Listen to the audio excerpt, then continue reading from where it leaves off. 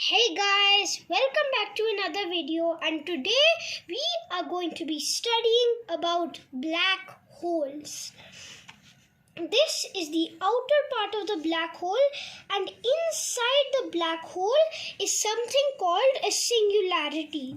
Now, you may already know this, but there's a point near the black hole called the event horizon. It's a point in distant space, in a black hole where not even light can escape it. It's also called the point of no return. So now we know how a black hole works. Let's see why it happens. Now, how's a black hole formed? When a star loses all its fuel, then a black hole forms. Normally, when a star is going through its normal life, there are forces pulling outwards and there are forces pulling inwards.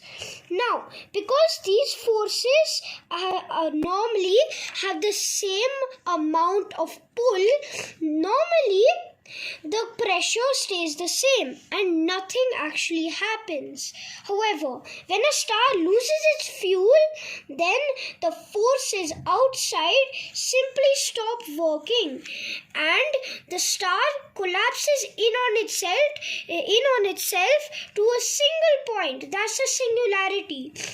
And then it grows again into the black hole. Let's talk about gravitational lensing. Now, if you may already know, the sun is a very heavy and massive object. It consists of most of our solar system. Actually, it's theorized that the sun holds about 99.98% of all mass in the solar system. That is pretty heavy. Now, you can see what I am drawing here. Let's say that this little point is the Earth. The Earth won't really make a big influence to gravity and time. However, if you put the sun in this area, then it would actually warp space-time because the sun is so heavy. That is how gravitational lensing works. The more mass an object has, the more gravitational lensing it has. Now, if you know, according to Einstein's theory of relativity, the faster an object moves, the more mass it has. And when an object is at the speed of light, then its mass is infinite. However, if the black hole is faster than the speed of light, then its mass is infinite. But we know that mass influences space-time. Because its mass is infinite, it warps space-time that you basically can't see anything. That is how the event horizon does gravitational lensing. Also, there's another point. If you normally look in some black holes, you can actually see this thing around it. This is a point right ahead of the event horizon. That's a point where light can actually orbit the black hole. And these little things, these disk kind of things, are called the accretion disks. Also, if a black hole swallows up a star, then it actually has the force to push out gases of the star from the top and bottom of the black hole.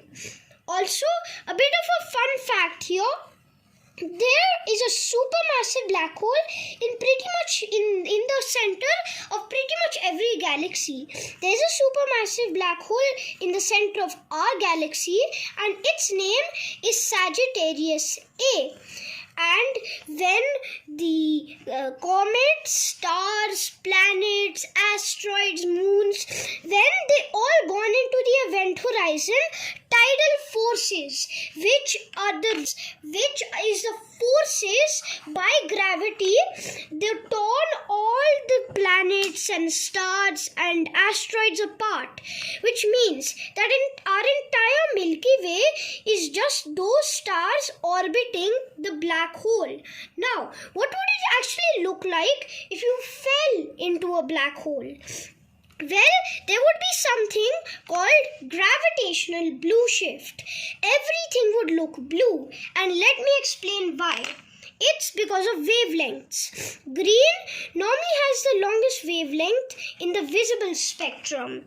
Then it's red. And finally, the shortest wavelength is blue. Now remember, there are shorter wavelengths than this, but this is just the shortest wavelength in the visible spectrum.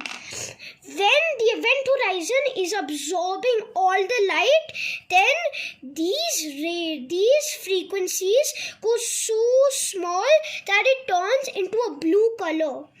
But what's even smaller than blue? Well, it just becomes light that you can't see.